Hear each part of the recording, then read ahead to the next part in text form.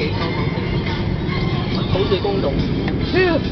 佢2個鐘頭又食下，一陣間停下玩完角子老虎機，佢又去飲杯嘢嗰樣啊！佢哋嗰啲又真係唔蝕底啊！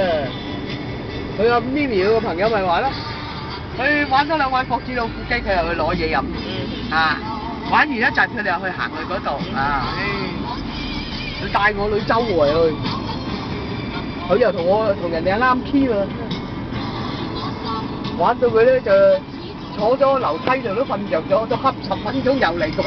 而家係搞下尾呢一路啫，叫9月4號5號。我都同你講，搞到我搞唔到，咪由佢咯，冇所謂㗎。搞嘛，我居嚟香港做乜啫？因為要帶埋老豆去㗎嘛。都唔知幾開心啊！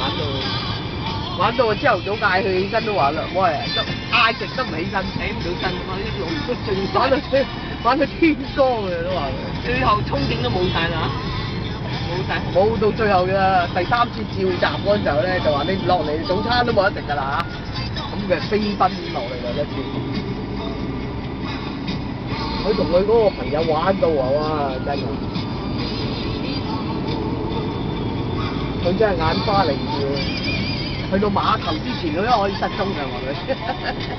咁啊，贏就輸啊佢。都唔係好嘅嘛，人哋俾佢玩嘅啦，係咪啊？